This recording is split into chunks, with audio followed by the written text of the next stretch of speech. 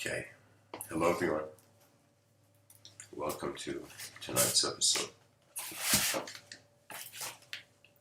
How certain are you that nature doesn't know what it's doing?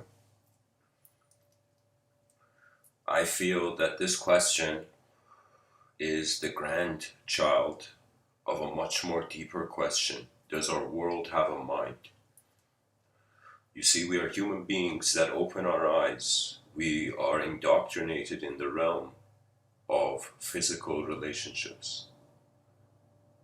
People notice they're a body. The infant child even notices it's a body. But to notice you're a mind is a more superior development. I have to say this, that Jacques Lacan called it the mirror effect, that when a child looks into the mirror, that child sees the world bringer. The self that will move it all, that will try to take it all and will try to give it all. So once we notice we have a mind, we begin wondering about the world. And we see that we are evidence that a part of the world has had the emergence of a brain that is leading to a mind, for now, how we perceive it, from a secular standpoint. But to now fathom what is the mind of space that holds all matter, to fathom if the mind is like space, and the certainty of defeat, where does it stand? You see, I have had moments in this life where I have felt incredibly welcomed by the world. And moments where it's as if the world was here before the self. At that point, there's nothing to welcome yourself to. And the dreams of novelty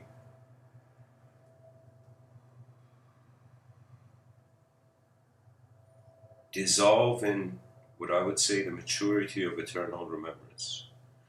That in the middle of this body, considering itself to be a mind, looking at the body of the world and wondering if that has a mind.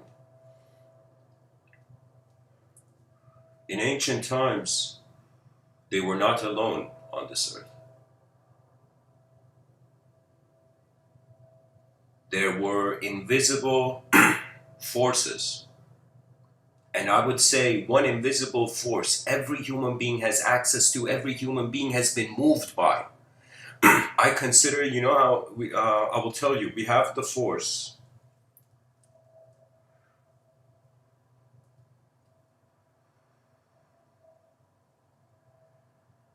of language. Invisible images that can be instantly turned into sound. There is an inner film behind our eyes. And I feel when 8 billion beings really notice this inner film, we will notice that this inner film is inseparable from the world's mind. That means you thought you were you, and then the planet's like, excuse me, I'm here.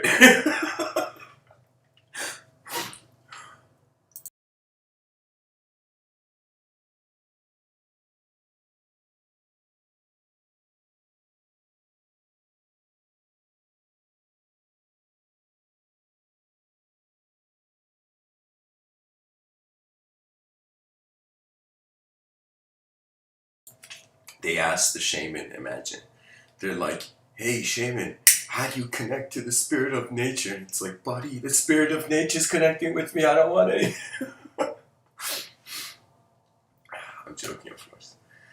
What I'm trying to say is that we find ourselves in a moment of certainty, uncertainty. Every moment, regardless of who you are, has known and unknown variables. The sooner the person realizes this, they will develop a tactic.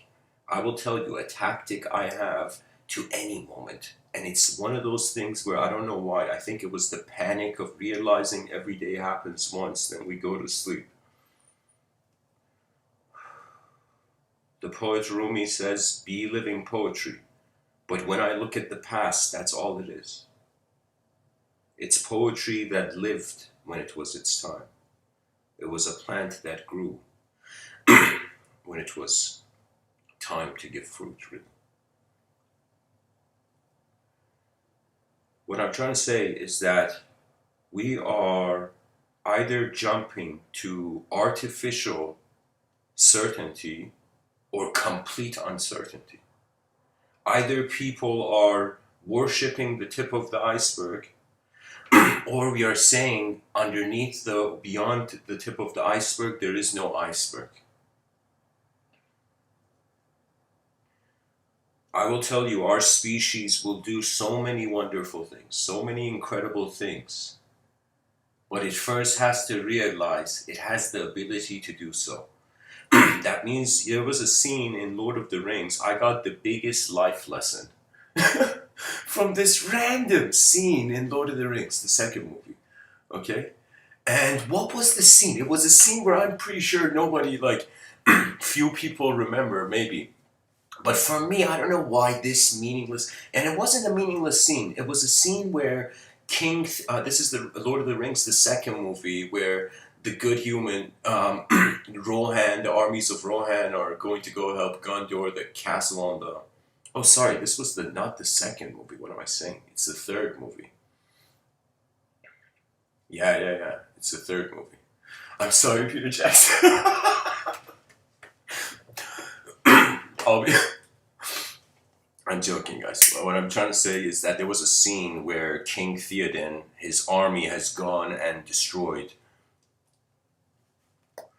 in some sense, the orc with the messed up face that was invading the Gondor castle. Long story short, the king wins. So the king's army defends the other kingdom. Then there is a moment where they look to after defeating the first army, the Rohan cavalry defeat the first army. Then they look back and they literally see giant mammoths, giant elephants, like coming towards them. And then you just see that face of Theoden King.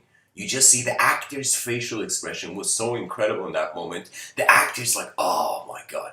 Literally the facial expression, it just showed hopelessness, defeat, but instant retaliation to the hopelessness. That means this is, I would say, the algorithm. In your lowest moment, the instant you get a reference point for the highest, you act. You know? Anyways, there was a scene where there was chaos, but the retaliation to chaos was that the horns of order, the riders of Rohan, what do you call it? They blow in these horns and they march into battle, pretty much, That means, okay, you look at failure, you look at chaos. Chaos and failure are the most incredible, laziest forces in nature. That means it's so easier. I would say everybody has an ability of chaos, but very few people have an ability of order. Do you know? Chaos is so easy that you have to just avoid. You just have to not care. That means the fastest way to become a chaotic person is not to care, but it is also the fastest way to stop being a person. That means, and think of it this way, you know how human beings look at the idea of cannibalism and we're like, what the fuck, that's messed up, I remember there was this Vice documentary, like, I couldn't even watch it, but it was like, in the idea, it's messed up, right? So I would say human violence is the same. It is a behavior that goes out of humanhood. It's minds devouring minds. It's mental cannibalism, human violence. And that's a odd way to say it, but I don't know. I mean, I'm just trying to share a sort of forbiddenness to violence. And it's forbidden not because it's being told because you can't do it, because if you do, you lose way more than you win. And there is always a deeper edge to chaos. That's the thing about chaos. It cannot end.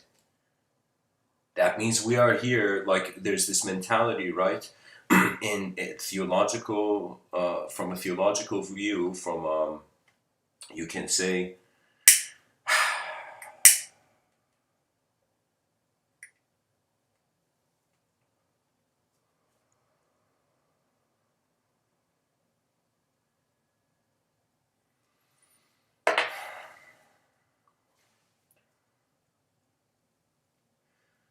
man fell in the Abrahamic traditions from the ultimate state he was introduced to manifestation to. Now, when man fell, I would tell you I personally have, in my childhood, I lived in Iran, so I experienced the kind of Shia denomination of religious ideology. But I will tell you that it's as if man has made a mistake and man is born in a strange sin. As if the only reason human beings are on earth is because they made a celestial mistake of some sort, you know? And I was thinking about this, and they say that I can't tell you how many times, like it's after being a kid growing up, eventually you'll be like, it's like, okay, I'll give you an example. Morality is defined by good and bad. In a religious context, the bad has a source and the good has a source. So when something bad happens, people point to a source. When something good happens, people blame a source, point to a source. Now, the thing is, I was like, why is it that they are saying like there is duality as a sort of dualism for the idea of the archetype of, for example, the devil and, chaos in the theological sense? I would say the whole point is that if you look at Greek mythology and then you look at the Abrahamic religions, you will understand they are a metaphor for the macrocosm. Let me tell you why. Because the world was made in chaos. That means the origin in Greek mythology, everything was chaos. There was no organization, no identification, no point of reference for something civil or uncivil. There was literally, we were animals because we had no other point of reference other than the animal. Do you know? In our violence, in our savageness, in our mind being possessed by the ecosystem. Now, what does that mean? That means from Greek mythology, the world was chaos, then order came. The word cosmos we use to describe everything we see in the observable universe, that word means order. So there was chaos, then there was order, and man has it in a reverse where man thinks he was in order, he fell to chaos. So Greek mythology, chaos first, then order. When you go into the Abrahamic religions, order first, then chaos. Now the idea was, why is it that man, after taking the wrong fruit, out after the celestial mistake, why was it that man fell into a domain where in the religious narrative it is said that darkness or the archetype of the devil is going to deceive man? Do you know why is that narrative there? And I've been thinking about it, and from a macrocosmic perspective, the justification is the devil is the chaos that was in the visible universe first, prior to visibility. Do you see what I'm saying? They are the God and the devil are metaphors. Or I would say the archangels, technically they are, it's literally like you wanted a poet to explain the cosmos. And the poet was like, what would the future generations remember if I just give a description of how it looks? Is it going to be enough? No, stories have to be born. And stories have different sources. As someone who has spoken and written for a while, I will tell you, there are certain communications that they arise from within you. They have no, it's like there is singularity first, then there is duality, there's that kind of communication. Then there is duality first, then singularity. And all of this is a game of the singular and dual. I will tell you, if you forget every concept that you have personified, you will suddenly see they are just elements of motion. It's all of life stories have been extracted from an unknown movement. And it's still observed. That is the world of man, the mystery of man. That our eyes are not liars, they are doors. And they are the only stargates we know.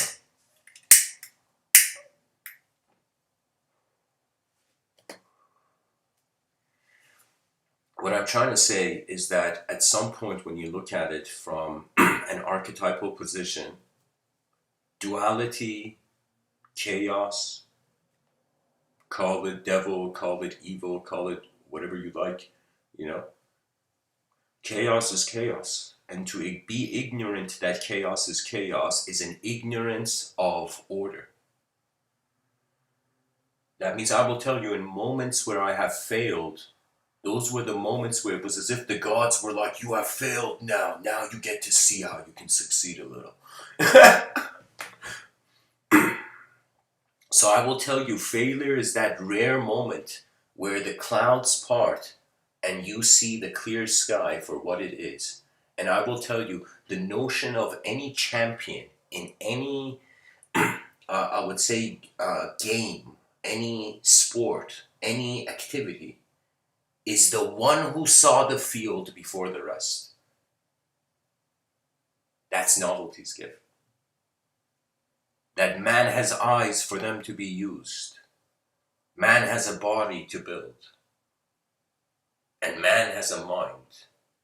Because eternity is not done exploring through the temporal yet. We are the wisdom of a field of memory that surpasses the human body. If we were to only realize that we are a drop in the ocean has no fear, because it is all fears. It is all of them. It is all fears in their absence. That is the redemption of truth, that man was never wrong to himself or the world. Because from the religious narrative, you are wrong to the world. The world is like, you messed up, you're in timeout. If you were to treat it as through a transcendental dimension of perspective. You know, there's a story we find that parallels this idea in Vedic thought and in Greek mythology. I would say Vedic mythology and Greek mythology. And in Vedic mythology, we had the Asuras and the Devas. In Greek mythology, we had the gods and the titans. And so there was a sort of war where eventually the gods chained the titans. And I would say between the Asuras and Devas, in Vedic thought, it was a war for heaven. Right now, we don't even feel there is heaven. But back in the day, in Vedic times, there were like kings who were declaring war on paradise, you know? But it wasn't a war of like not like a defeat war. Not like a kind of like, you know, new king war. Not like that kind of war. I mean a kind of war where it was for the first time a suggestion of a multi-dimensional battle in our history books and mythology. It was a battle between cause and effect. Choosing. It was as if choosing what to own.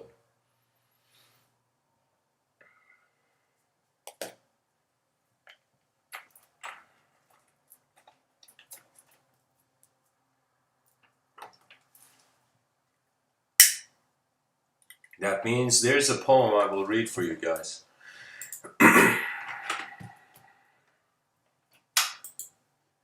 This poem is from Sadi. And any human being who I find who forgets this poem, you're either from here or you never deserve to be.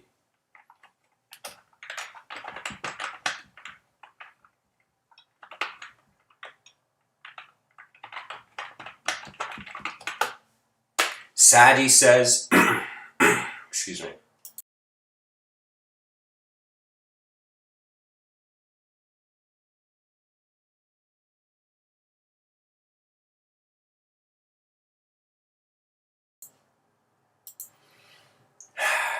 Sadi says, this poet from, I don't know, 800 years ago, Sufi poet, he says, human beings are members of a whole in creation of one essence and soul.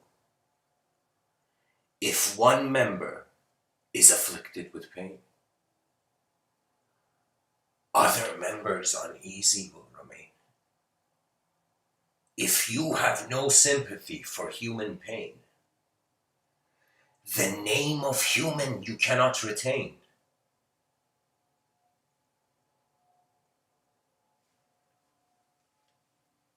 moment behavior dismisses human psychology's speed, that was one of those things where from beginning these talks, it was like a intuitive restriction, I would say. A sort of inner restriction command for me. That, oh, you who have dared shake language, do not forget who you are in the cosmic plane. You see, we are humans. That word should honor you. And people should be so honored by the name human that if in the future there was alien immigration, actual extraterrestrial immigration, let's say leaders of two planets shake hands and some human beings were living there and some aliens were living here, and passports suddenly had species for the first time printed on it, you know? And so imagine you were walking and you saw a group of aliens bully a human being. And imagine you walked away. The name of human you cannot retain.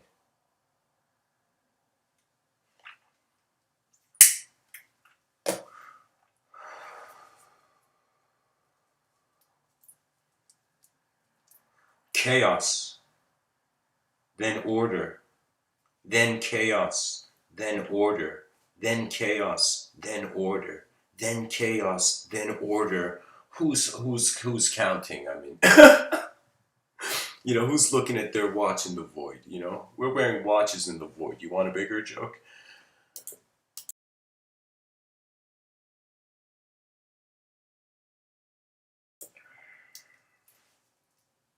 What I'm trying to say is that the chaos and order are kind of like the absence of light and its presence. I feel all of human psychology, morality, all human beings we've seen come in history declare themselves as evil, come in history declare themselves as good. It has just been the dance of the absence of light and its presence. That means this is why it's so easy to forgive in this world. You know why? Because the lights go out and then they turn on again. This is the most inspirational thing I've found in my life. I'll tell you that I've had moments where it's been you know, the weathers of the inner realms have been stormy. But I will tell you, just this idea, oh, so you're telling me there's another day I can live? Okay, nice. Then you wake up.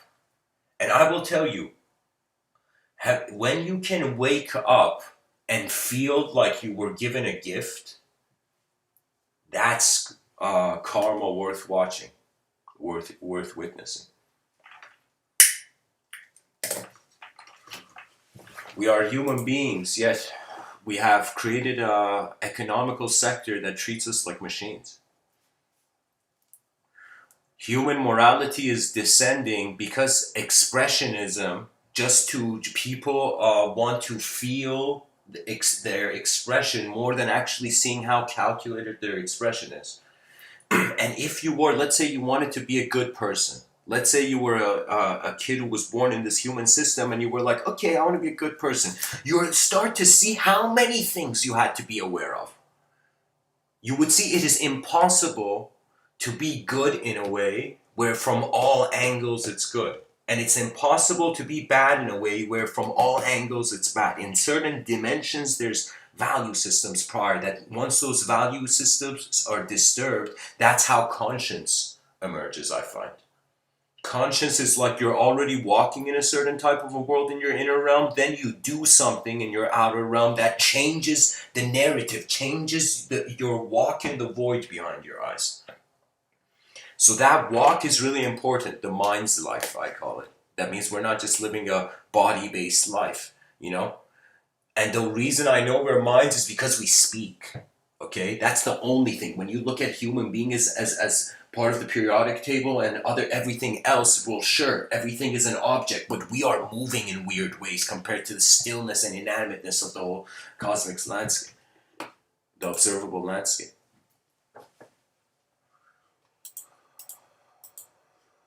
Anyways, just keep in mind, guys, I'm one person in a universe of a billion trillion stars talking. And if people, if what I say is not gentle to the ears of people, I will say, just treat me as stardust. Imagine stardust is talking to you. Wouldn't you want to hear? Wouldn't you want to hear what atoms have to say after they finally found a voice? Sometimes I speak, give these talks. I'll be honest, it's not just 100% a selfless reason. Sometimes I speak to get to see who I would be.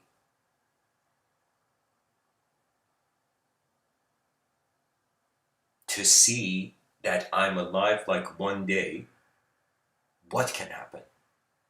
That means I will tell you, when a person doesn't lie to themselves, they can't fear. Because there's nothing to lose. That's the power of simplicity. It's too simple to be touched by the complex when it comes to how the mind and attention are being the person, right? I feel there's a massive communication renaissance ahead. I've called it multidimensional renaissance. I've called it different things. I think you should check like talks from maybe 200 to 400 I talk about.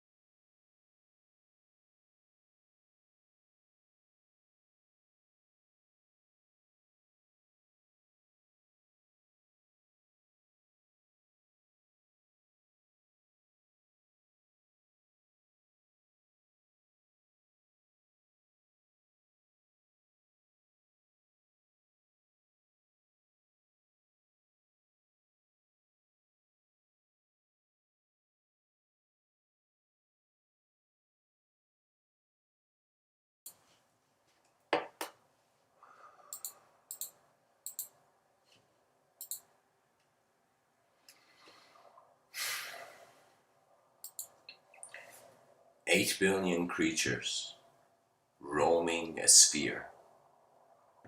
8 billion creatures roaming a sphere. If this becomes a mantra, it will lead to innovation. I will tell you that the reason we have minds is not to watch our end. Isn't it unique? I find life is so incredible. Consciousness is where when you're born, you're not aware of it, but when the person, in some sense, transitions out, there is something there.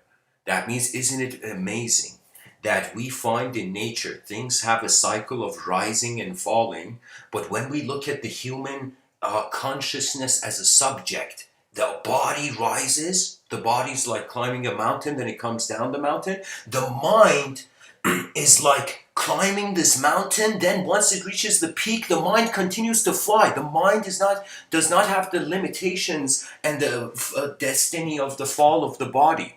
What does that mean? What that means,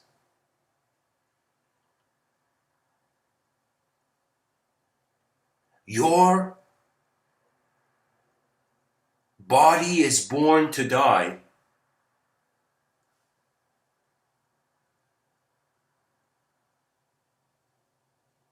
Your mind dies to be born.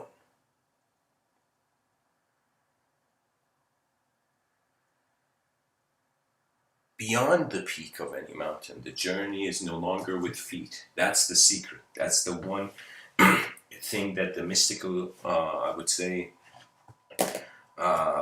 humility reveals.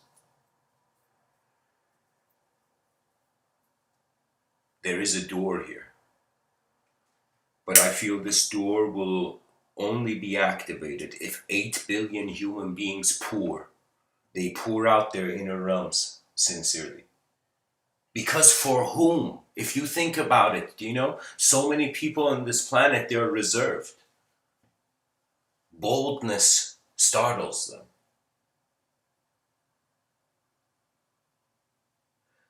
But for who? That means one of the most important questions on this planet is, who are you waiting for whatever is to come? Rabindranath Tagore, he says you cannot cross the sea by merely staring at it. You cannot live life as only a subject. It is not enough. And I'm pretty sure people are feeling this. People are feeling like as if like, all right, you're an object that has its own, I call it the biological program. It just has a mind of its own. Your body, believe it or not, has a mind of its own. That the viewer is separate from that mind. Then you realize in your inner realms, oh my God, my mind has a body of its own too. I'm pointing to the ego, of course. But when man is done playing with the realm, that means think as if 8 billion human beings, their minds are like a museum, and they're in the museum, or let's say art gallery, and they've been stuck at the first artwork. So imagine the whole species is in an art gallery like a field trip. We're like, all right, 8 billion beings hypothetically are going on, field trip to this, and let's say the greatest museum, art museum that is to be built.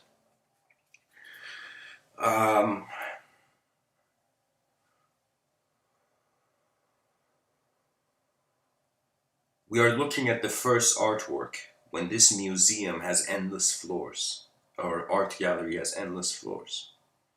And we're glorifying a little corner of the cosmos because that's what we have access to. See, if it was inanimate, if we didn't have minds, we would have no suffering. 4.5 billion years of evolution, but only the moment you're born till you die, you suffer. That means imagine if you had to suffer for 4.5 billion years, but you only get to experience individual suffering for whatever amount of life you're alive here for. Let's say 100 years max. Until, I don't know, immortal energy drinks are made.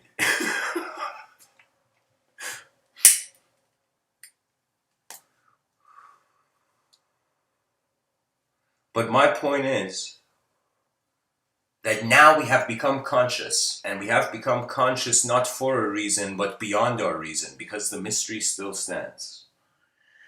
And I feel one great thing David Chalmers did was that he kept the hard problem of consciousness, he kept that question alive, in the mind of the analytical philosophers.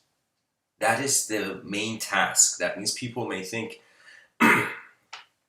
a voice only enters one ear.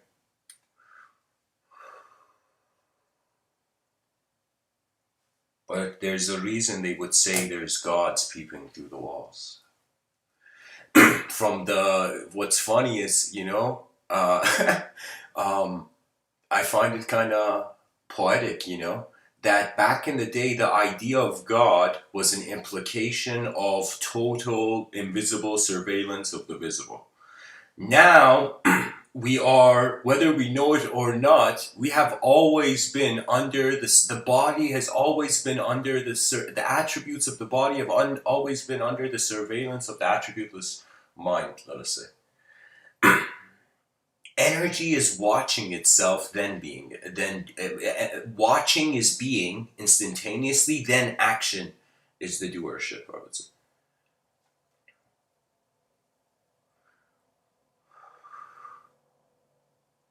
Imagine we realize that there is underneath every mind, poetically speaking, a field that connects us all.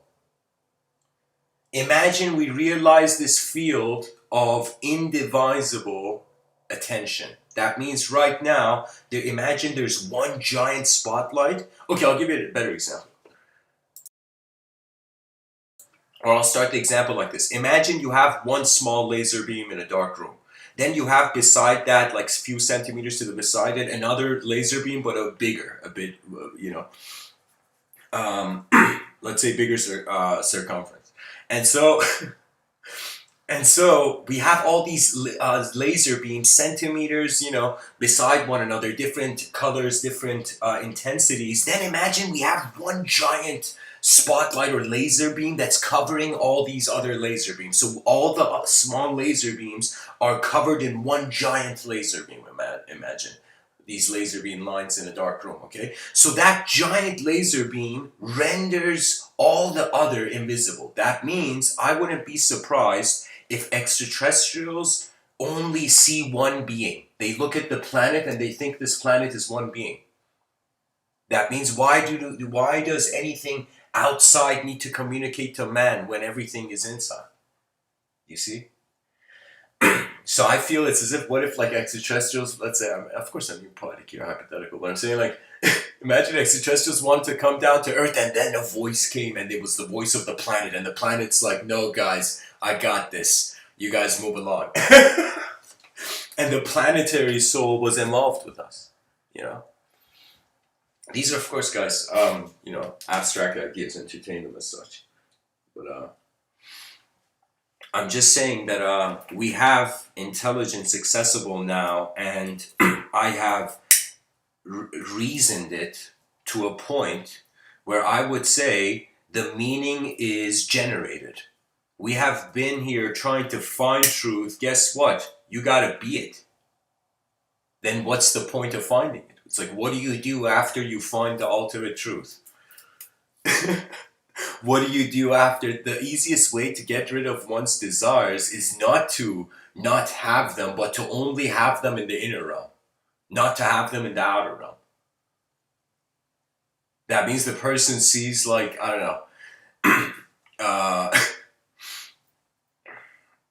know, sees like some tiramisu, okay? The person is running. Let's say the person's late for work, but they see a tiramisu on the way while they're running. Tiramisu is like a dessert, Italian dessert. So they see this tiramisu, and in the middle of their running, they're literally involved in a totally different rhythm of action. But in the middle of the rhythm of action, the mind can create a side rhythm of imagining how that tiramisu tasted. So your mind can make the chess moves before you actually make them on a physical level. And if you have patience and get comfortable with stillness and silence, you will activate. You will activate not a teaching from outside, not a, super, guru coming and, tapping you on the shoulder and being like, you did it. What it is we are all on a micro level like the X-Men. Now, if we can create a system where the micro can be magnified to a significant contribution to the collective, then it would be great. Do you know? That means a lot of people, they fear the idea of surveillance, right? And this is a very thing. People may feel I'm on the wrong side of history here, but I'll tell you, I feel that anything can be given an axis. Any point you can instantly bring forth an axis. That means the moment they say cake tastes good, you can instantly, see it can taste bad. Instant, Or when they say somebody is a bad person, you can instantly see how they could have also been a good person, But of course, trust, intuition, and intent, and what people's inner realms are very important, because that's the whole thing. We don't get to see 50% of who people are, whatever. It's like if somebody was in front of me and they were talking to me, and I said everything, still you would not see 50% of me. Because 50% object, 50% subject. That's how it's appearing. And then there's a void of witnesses the whole moment. And those people who try to worship the void, literally, like emptiness, the person's like, it's like, it's like, the only time your prayer gets answered if nothing happens, if you pray to the God of emptiness.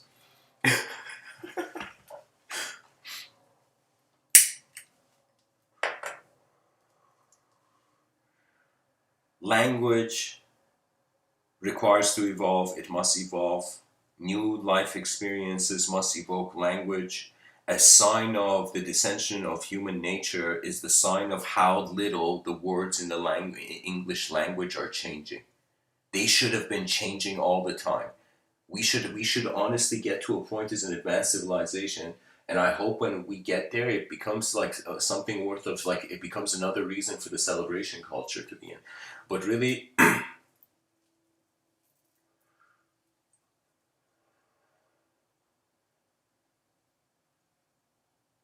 every person should serve the mind of civilization by allowing their new life to be shared.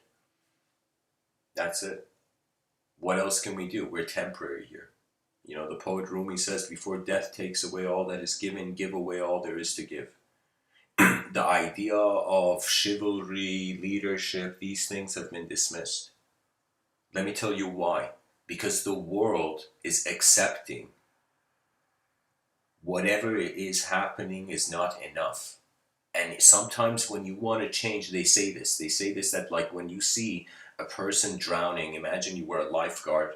I'm personally, I'm not a lifeguard like at a thing, but I had a friend who was, and he told me that it's like you got to be careful because the person who is drowning, let's say in the pool or something, is freaking out, panicking, and they don't know what they're doing. Their body goes into this unconscious involuntary fear mode, right? So the person has to have a unique way of, the lifeguard has to have a unique way of saving that person in the midst of their kind of like, sudden, I would say, panic attack, you know?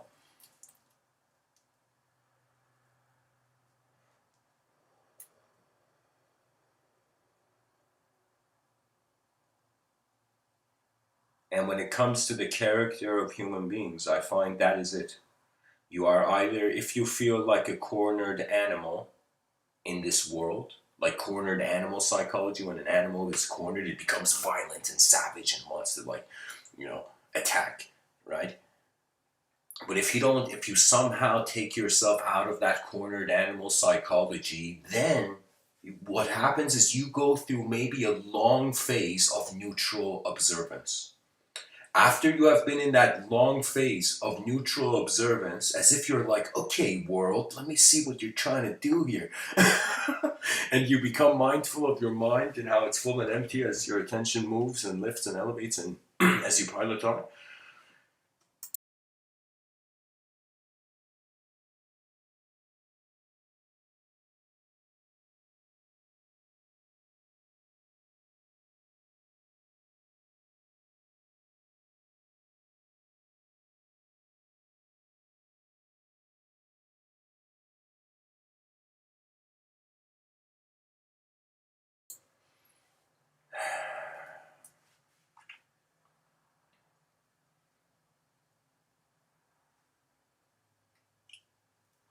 On some level, I have a love and hate relationship with language. I love it when it's perceived as a technology. I hate it when it's perceived as the self or as an identity. Language cannot be the person because there was something here before the language was.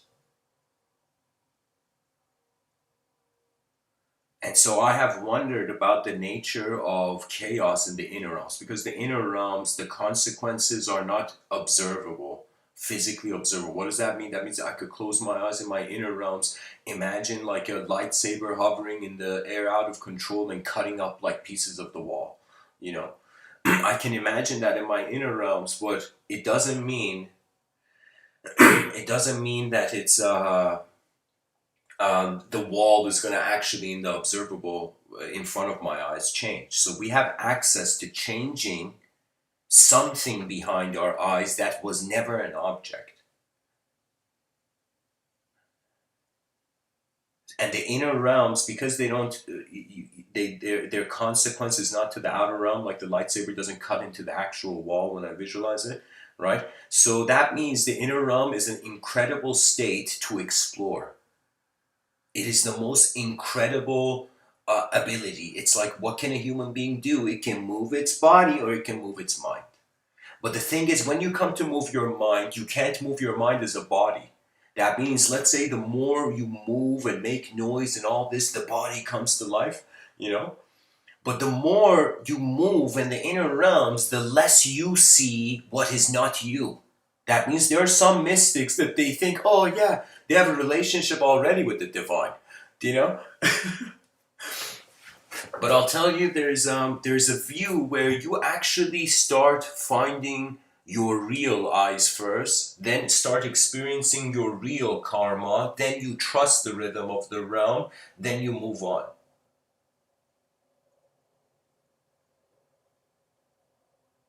So I would say the ultimate outcome of chaos in the inner realms is not human related. That means at the extreme of the idea of order, the extreme of the idea of chaos are not humanly conceivable. They transcend the language threshold. They are experiences that cannot be dual.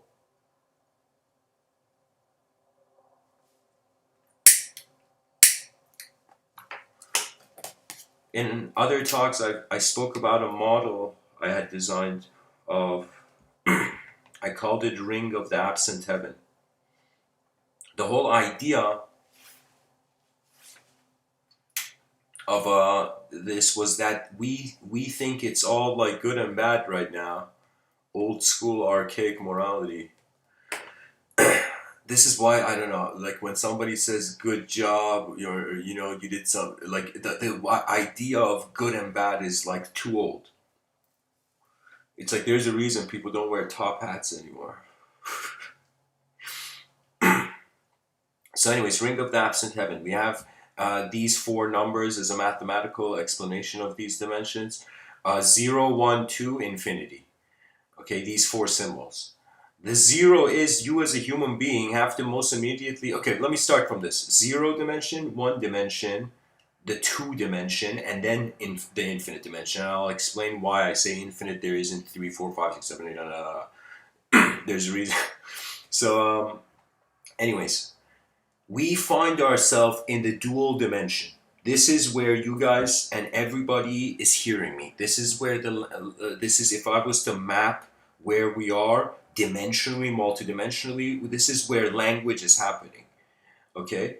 So the dualistic dimension is anything that you see that is in some sense can have an anti-side, can have a counter, can have a reverse, cannot be alone. For example, you can't understand the concept of day without night. You can't understand the idea of emptiness without fullness first. Can you imagine somebody writing the dictionary at first? The guy came up to his boss and it's like, boss, what do we write for the definition of emptiness? And the boss is like, God damn it. It's like, I don't know. What can we put? And the whole crew's thinking, how do we define emptiness? And somebody's like, yeah, the absence of fullness. And fullness is everything.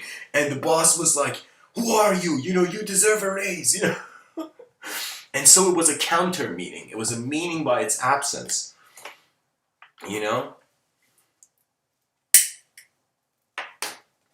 It's like someone not caring and then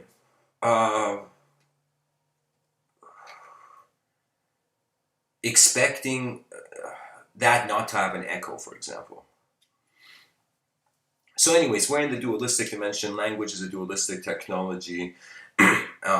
Now we have, from this, there's two exits from duality. That means we are right now language, unknown minds using language as known bodies. That's what's going on. And the two exits, one would be through the notion of, I would say, what is beyond duality. So it would be literally if everything became more and more multidimensional and faster speed. That's what I'm aiming for. That's what I feel should occur here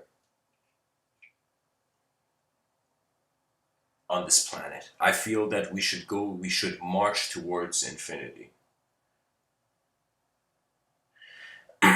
When I say march towards infinity, I mean, like, think of like life more than a story. It's either experientially going to speed up and become multidimensional, and that means infinity is going to return. All of it loops. This is why I called it Ring of the Absent Heaven. So okay, I'll just say it like this for now. One exit is the infinite void. Okay, one exit outside of the linguistic simulation is infinity. The other exit is the singular void. So I said there's 4 dimensions. Now I can explain the other 2. Okay? So the other 2 are that when a human being is born, you are aware as space. The mind has always been a space of being. The body has been the activity in this space. So this is why we can't fear emptiness, because we are it.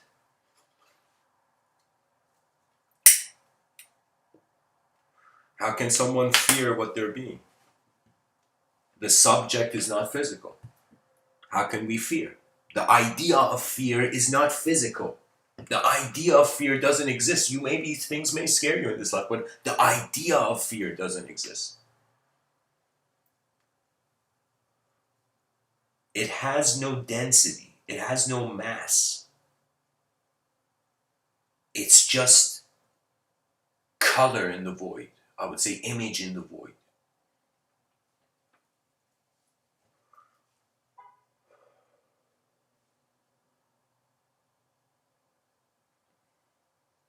Sometimes we require to honor the unknown, of course. Excuse me. So,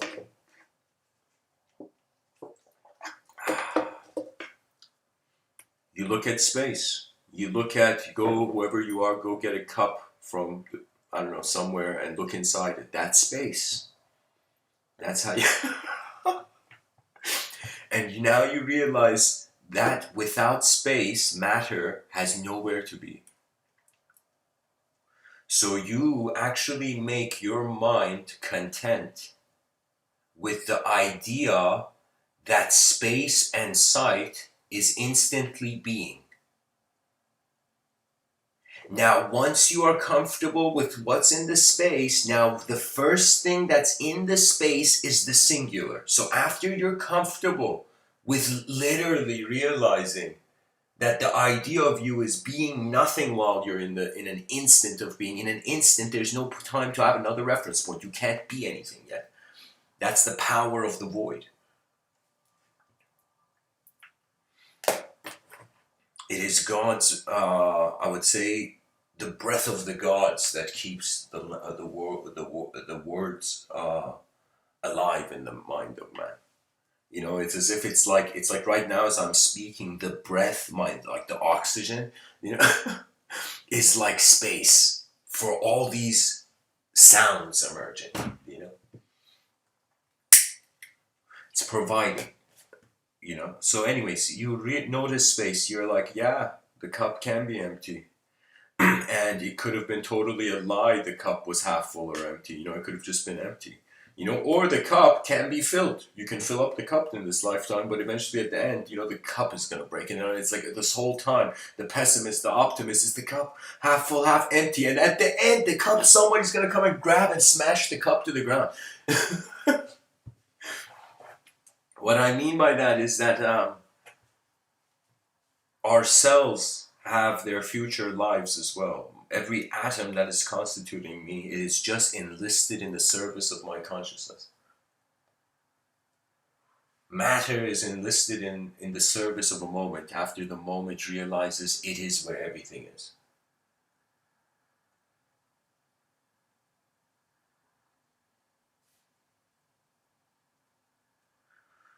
Let us not dishonor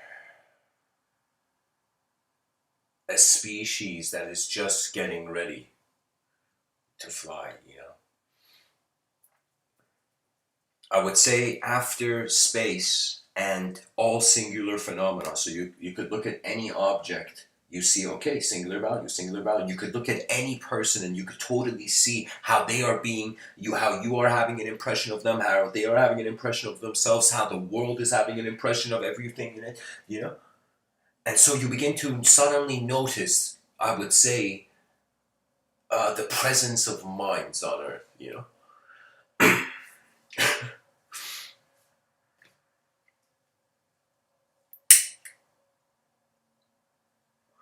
So zero dimension, one dimension, after you're comfortable with everything being individual, realizing that, then you're comfortable with anything being dual. Because you started from the beginning, because you're content with the zero dimension, none of the dimensions can touch you. Everything in reality recycles. It's just that the attributeless attention, that means in all my thinking, I have kept an unknown X variable alive.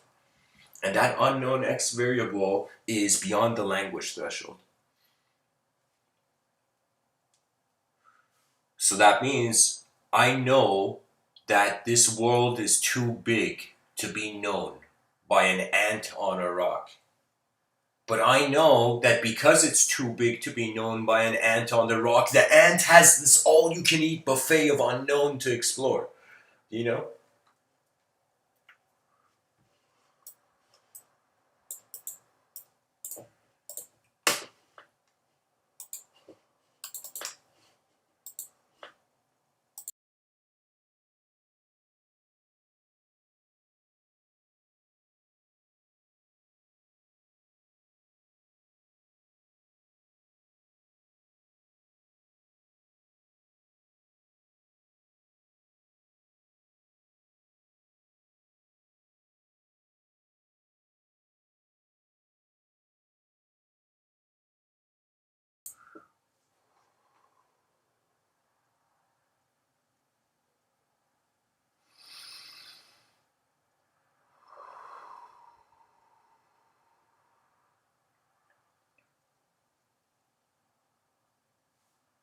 So easy to dismiss.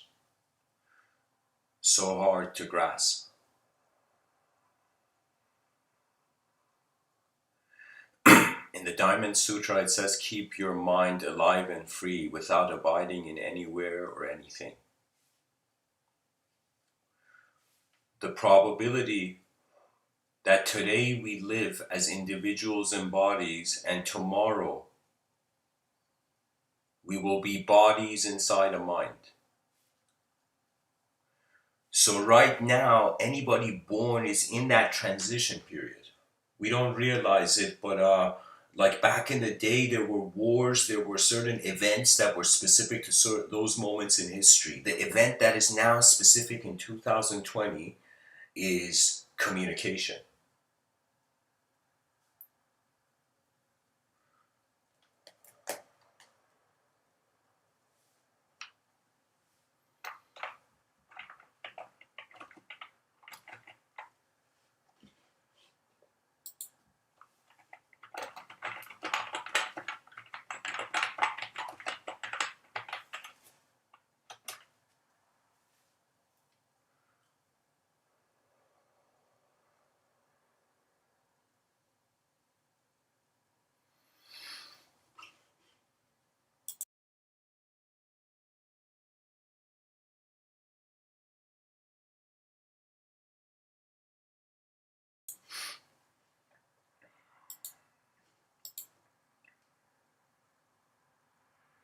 Guys, I want to go into a Hafez. Actually, Hafez. No, not Hafez.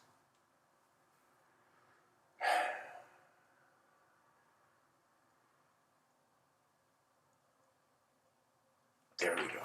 Thich Nhat Hanh. Guys, Thich Nhat Hanh is perfect. It fits the episode.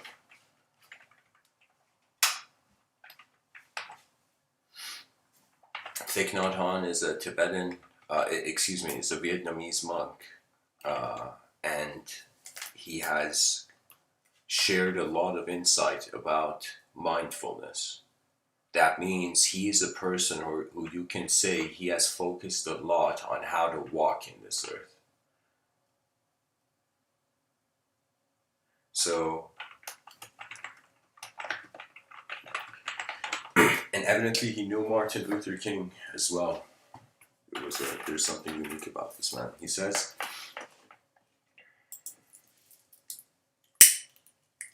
Many people are alive, but don't touch the miracle of being alive. Thich Nhat Hanh says we will be more successful. By the way, guys, this is a quote down. Thich Nhat Hanh says we will be more successful in all our endeavors if we can let go of the habit of running all the time and take little pauses to relax and recenter ourselves, and we'll also have a lot more joy in living. Thich Nhat Hanh says, let us fill our hearts with our own compassion towards ourselves and towards all living beings. Thich Nhat Hanh says, in true dialogue, both sides are willing to change. Thich Nhat Hanh says, people have a hard time letting go of their suffering. Out of a fear of the unknown, they prefer suffering that is familiar.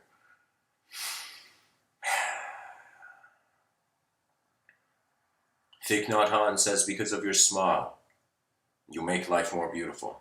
Thich Nhat Hanh says, we can continue to learn generation after generation, and now it's time to begin to learn how to love in a non-discriminatory way because we're intelligent enough, but we're not living enough as a species. There we go. You know, I am telling you, don't think a person who wants peace is peaceful. Because if you didn't want peace, that means you had it. Do you see? There's something that's missing from the picture of the civilization that now needs to be added. Thich Nhat Hanh says, people deal too much with the negative, with what is wrong. Why not try and see positive things? To just touch those things and make them bloom. Thich Nhat Hanh says we really have to understand the person we want to love. If our love is only a will to possess, it is not love. If we only think of ourselves, if we know only our own needs and ignore the needs of the other person, we cannot love. Yeah, you can't even be human. That means if you're a human, I mean, you can just test it. You can say, if as a human being, if your attention is on yourself, just if you were to give it a percentage throughout of the day, how much do you see what's going on with others and what's going on with yourself, and which one you're more your attention centered on? You know, you can give it a percentage. That means if one is in competition, you stop caring for those on the battlefield.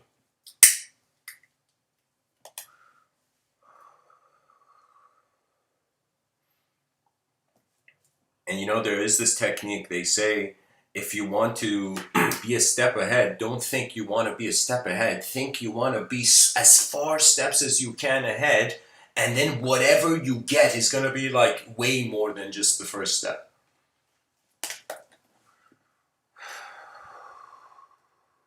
Thich Nhat Hanh says smiling is very important. If we are not able to smile, then the world will not have peace.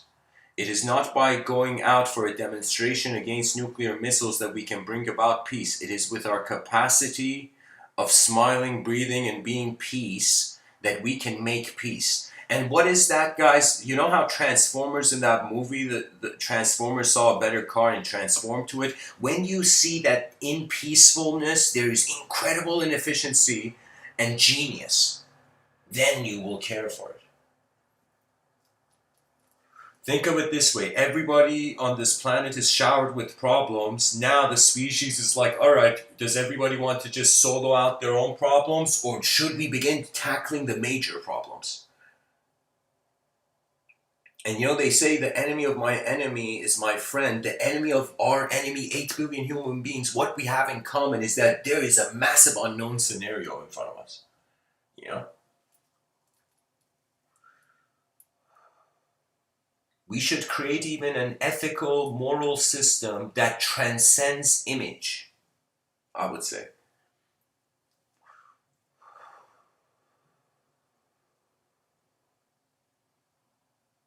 I'm going to say transcend image. I mean, that's... I would say transcends certainty in a certain way.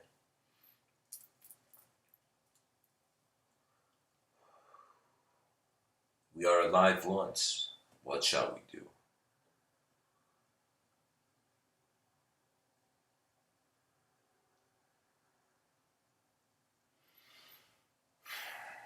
Thich Nhat Hanh says,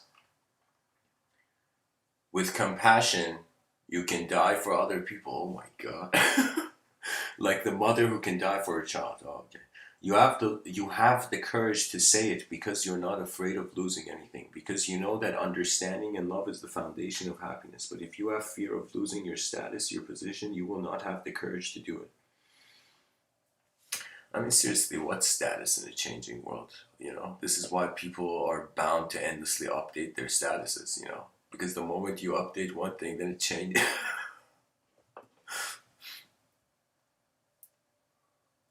Thich Nhat Hanh says Mother Earth is very talented. She has produced Buddhas, Bodhisattvas, great beings. Thich Nhat Hanh says enlightenment is always there. Small enlightenment will bring great enlightenment. If you breathe in and are aware that you're alive, that you can touch the miracle of being alive, then that is a kind of enlightenment. Yeah, regardless of all ideology, guys, it's a living, like, here's the thing, it's a living universe, you know? And the way the way you open your eyes suggests what you want to take, you know? This was something that, there was a point in, I'll tell you something, I'll share a personal experience. Um, when I was younger, I hated reading. Because every time I would read, people would tell me to read slow. And I would just read it slow and I would bore myself to extinction, in that moment. So it would be a situation where it took me a while until I totally realized what if people were wrong, and I started to read as fast as I could, you know? And then you get, there's this technique. Sorry guys, I'm a bit of a nerd when it comes to matters of the mind, But I will tell you, there is something.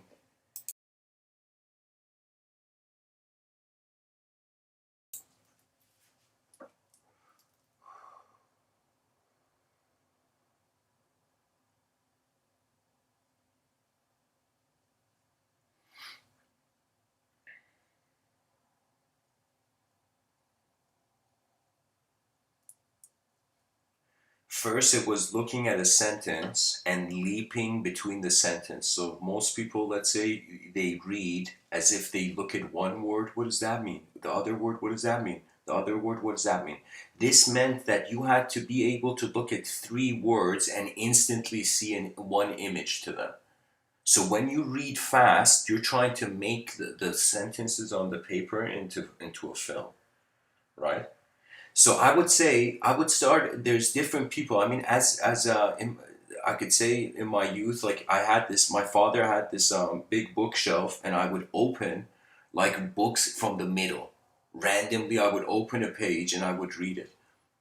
And sometimes you go look at the contents and you read the contents of the book. Then you see what you need. Unless the book is, for example,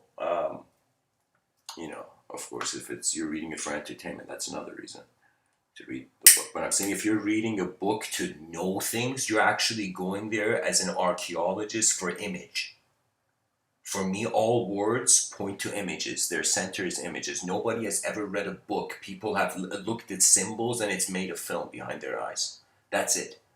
There's no such thing as, I mean, sure, call it reading.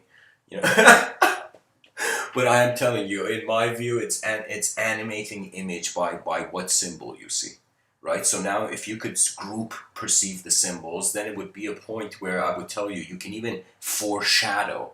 Also, there is a foreshadowing momentum when you speed read, in the background, I would say, the subtler planes,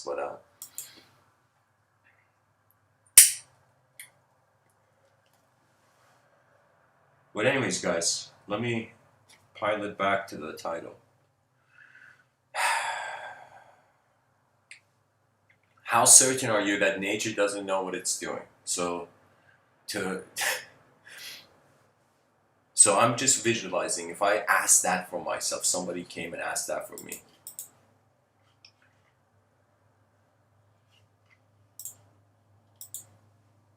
I would first change the song I'm listening to, then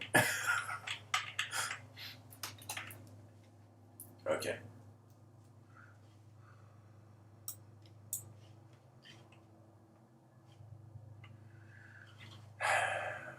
Guys, whoever's listening, I've decided to share the songs I listen to when I give these talks. This is what I'm listening to. People can play it in the background in a new tab while I speak, you know, if they like to. It's what I'm listening to while I speak.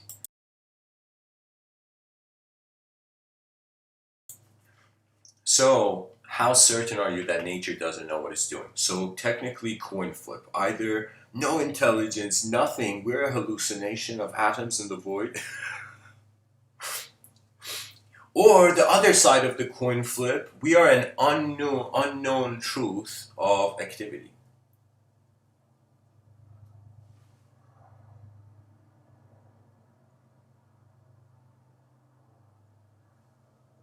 Alright guys, I'll put the music in the background for a couple minutes. If it disturbs people, just let me know. And I think this may actually make the talk ineligible to be viewed. But whatever, let's see what happens. Okay.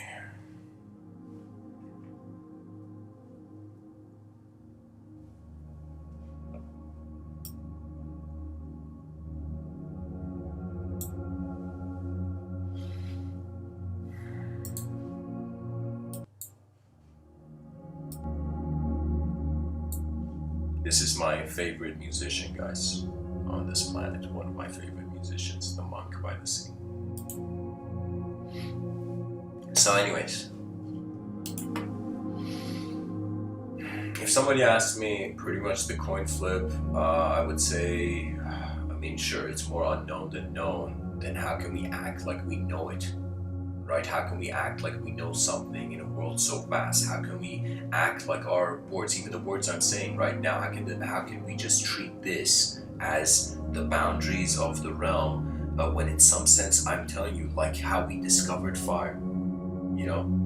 I mean, probably like lightning hit a tree branch fell, the primitive man was like, holy shit, but he couldn't speak, so it was like, ah, you know, and it takes the branch and throws it on a bush, everybody else gets fire, and I don't know, somehow something happens.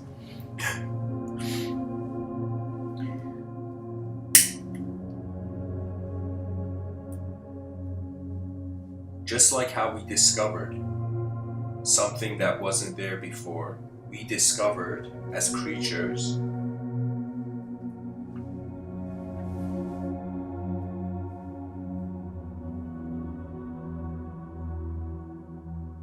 that we can interlink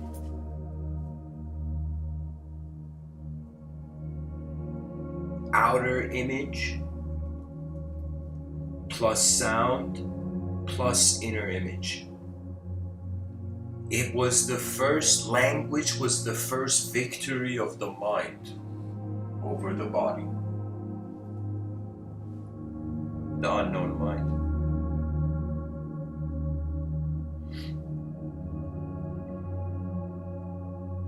I would say that it's like asking yourself the same intelligence that is fathoming all of it to be meaningless, the same intelligence can be used to perceive it as meaningful. It's a choice. The human story of meaning is a choice. Because it's a choice, it's an unknown, spontaneous moment. That means every moment is the freedom to, in some sense, be a new character in a story. Now, if previous moments deny that, then it's as if, like, how can you be the new if the past is still alive? In the same way, you know? I'm not saying that the past has to be changed. Sometimes it doesn't make sense even to change what's been built in the past. Imagine, like, everything done on this planet, and imagine we were a species of architects, and everything done by human beings was you know, it was designed. Okay, there was an architect to it, you know. So it's as if you, as a person born in this architect species, you'll be like, look at what all the other architects did. You don't want to destroy their works of art, whatever it was, you know. It could be chaos, it could be order, whatever. They're both members of the civilization. You know, it's just that the law is what is beautiful as the evolutionary development superior. The law is man's inner ecosystem, the walls of man's inner ecosystem. And it's a beautiful thing. But of course, it's even more beautiful when the law is in an accordance with the actuality of the outer realms. You know, I am telling you, there's something chaotic about language in the sense that an idea and just the word, it has a design. Its design is a suggestion of how a universe is caused.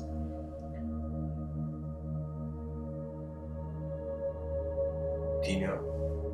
It's literally what philosophy back in the day was a bit hilarious. It was like it was profession based. You know, sorry, not philosophy. Like you could say a person's belief. Like the person was a blacksmith. They asked them, you know, what God do you believe in? And the guy's like, don't disrespect Thor or something. You know, like that. So there was a situation where the activity that was being done in a present moment was causing the context that could accept the type of effect to come.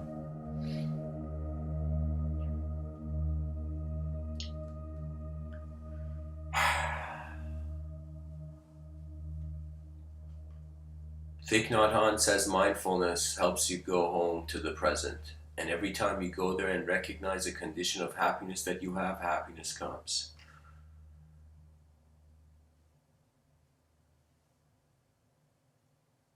Thich Nhat Hanh says we have more possibilities available in each moment than we realize. Thich Nhat Hanh says Buddhism teaches us not to try to run away from suffering. You have to confront suffering. You have to look deeply into the nature of suffering in order to recognize its cause, the making of the suffering. Yeah, guys, I mean, fear doesn't make sense because our eyes are designed to look at things. Thich Nhat Hanh says most of us experience a life full of wonderful moments and difficult moments, but for many of us, even when we are most joyful, there is fear behind our joy. Thich Nhat Hanh says fearlessness is not only possible, it is the ultimate joy. When you touch non-fear, you are free.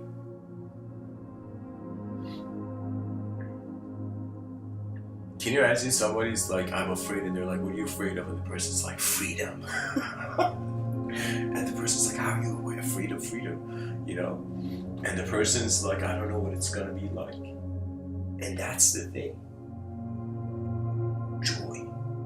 Those 3 letters are like the gatekeeper to the future.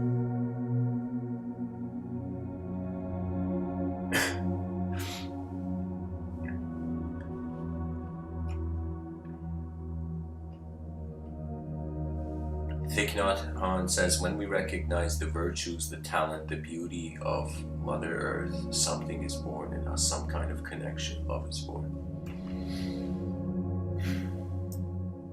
Breathe in deeply to bring your mind home to your body.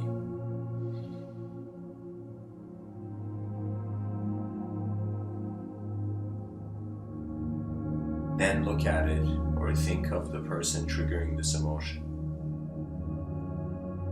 With mindfulness, you can see that she is unhappy, that she is suffering. You can see her wrong perceptions. You can see that she's not beautiful when she says things are unkind.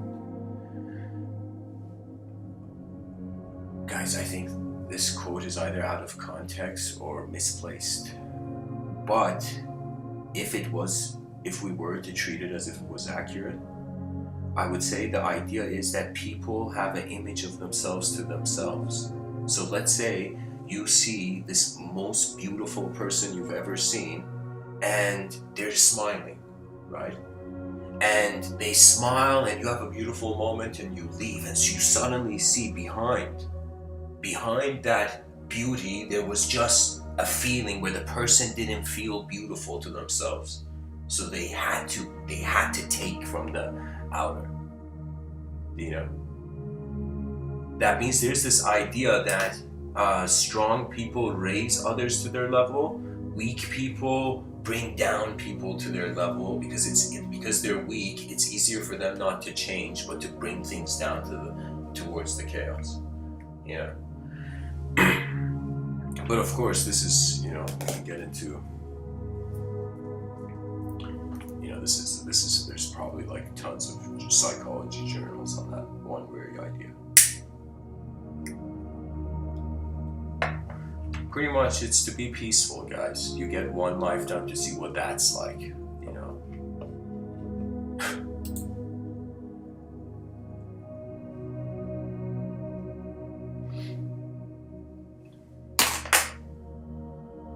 How certain am I that I know what I'm doing, that nature knows what it's doing, that the world knows what it's doing, that the universal sector knows what it's doing? Again, coin flip. And I've looked at this coin flip too many times, and I've just decided, it's like we don't know enough to be certain or uncertain. Do you see what I'm saying? The same way we don't know enough to be certain, we don't know enough to be uncertain. I would say that sentence, we don't know enough to be uncertain, is definitely going to give a talk on that.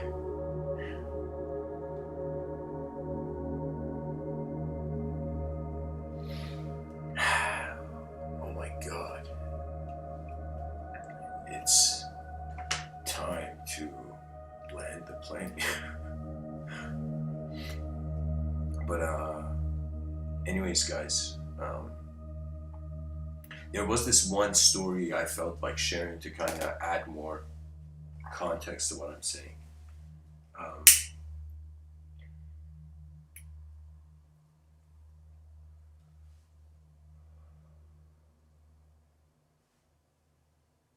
2 Zen monks, one a senior monk, one a junior monk who's new to this monk school.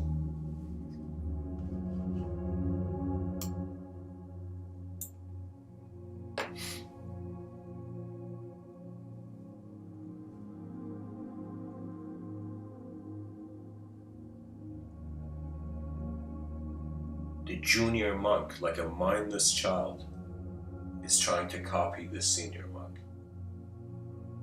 He's trying to walk in the same way, act the same way, do the same things. And as they're walking, monks take a vow to renounce material desires. Therefore, they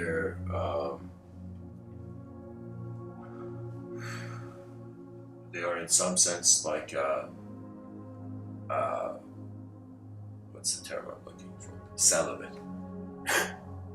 And so what happens is, as these monks are going, the senior monk suddenly sees there's this woman who needs to cross the stream, and she has this dress that it's going to disturb, it's going to ruin her dress or whatever. She needs help to get to the other side of the thing, and she has a basket. She has a bunch of baskets. So what this senior monk does is he first goes into the water, tests it, and sees he can make it through. Then he takes the baskets and everything, and he takes it to the other side. He comes back and he carries the woman to the other side of this, river, mini river or something. So what happens is the junior monk is like, what? The junior monk, his face and hands like Mr. Bean are shaking,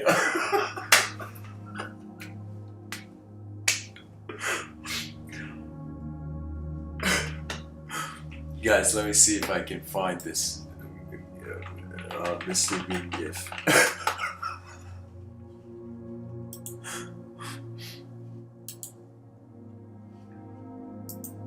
Perfect.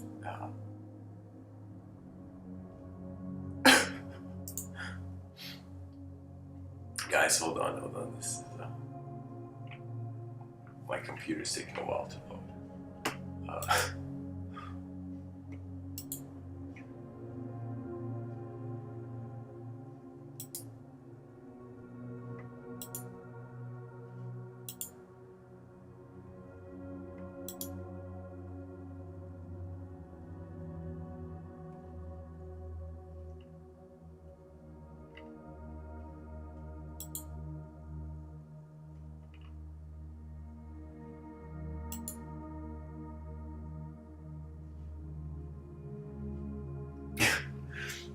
I can't find the specific GIF, but whatever.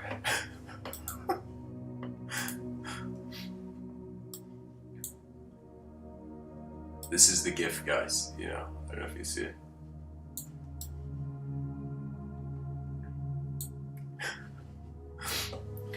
So if people look at the picture, they'll see the gift. So the junior monk, the junior monk, like Mr. Bean, just sees this senior monk helping, you know, this woman across the stream and breaking the vows that they shouldn't, you know, go towards women and whatever. And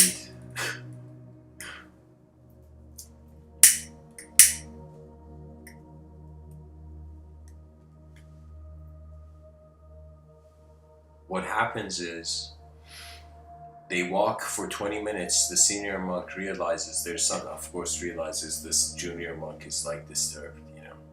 And so 20 minutes they walk, the junior monk turns to the senior monk and says, "Sir, how could you help that woman and carry her across the stream, across this river? You know, how could you do this?"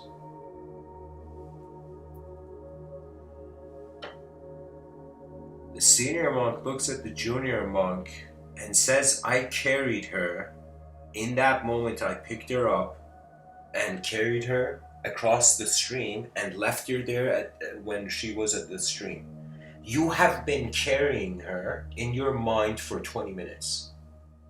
The kid suddenly realizes it's not about this blind, robotic, you know, kind of life. It's about the discretion of learning that certain inner events arise and then they settle. They rise and they fall. They come and they go. If the inner event remains too much, it turns into obsession. That obsession eventually turns into fetishism, which becomes the object of the object becomes the, believe it or not, the objective body then becomes it. I'm saying literally, I'm saying what happens if a thought is kept too long. Anything in your I'm saying it. Let me backpedal. I'm saying that the moral of the story was there is inner events taking place. Now, inner events, naturally, they come and go. If you don't realize this, you think things have to be in a certain way 24/7. And then that creates suffering. So what I'm saying is that it was a sort of, even in Buddhism, especially in mystical traditions, you find this sensitivity with what is being the relationship in the inner realms. What is your relationship with your, within your attention there arises, you know, ideas. So what it is like, and pretty much, I shouldn't say, I mean, I took a cultural program of it, you know. I'm just seeing that in today's culture there is more of a, when the mind is dismissed, objects become gods. So objects, literally, we either descend back into idol worship in whatever form that may come, or we wake up from ideal worship, which was beyond idol worship even.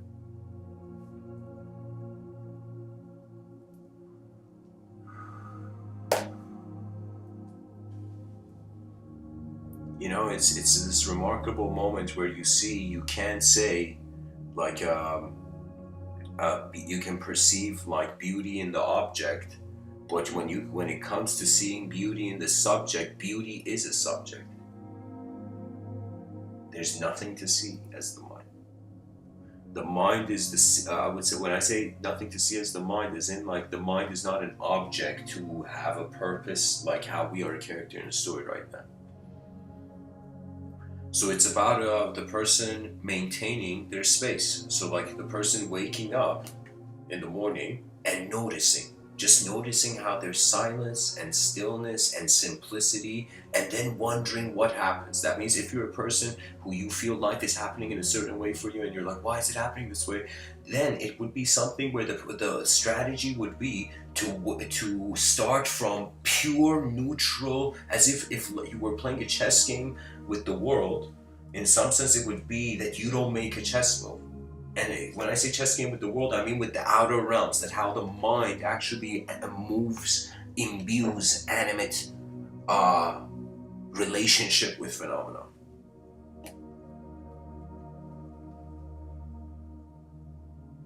There's something that surpasses human ideology. Human ideology is, in some sense, bound to the objective landscape, the physical landscape.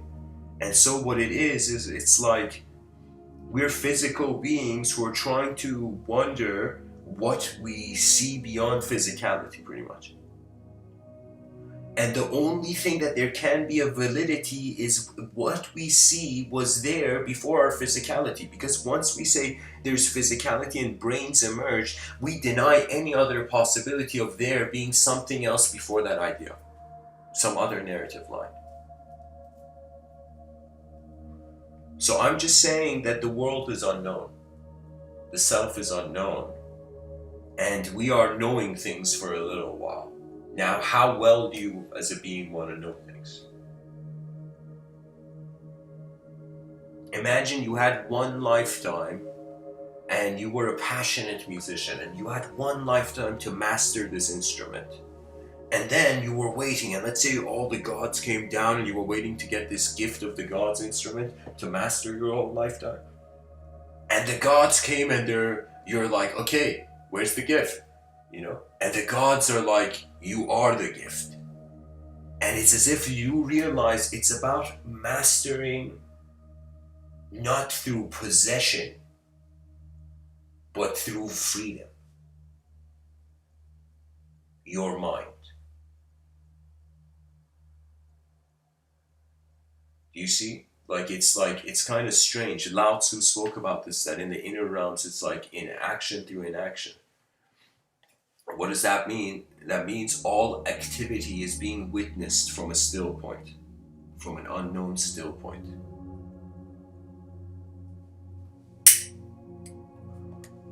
And one last thing before I end off, emptiness is a door. And when will an advanced civilization open that door?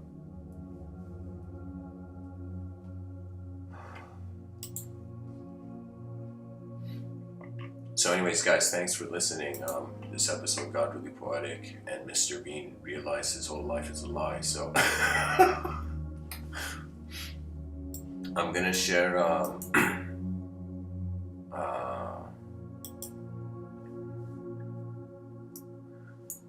link in the chat section. I'll be on Discord for a little bit for those interested.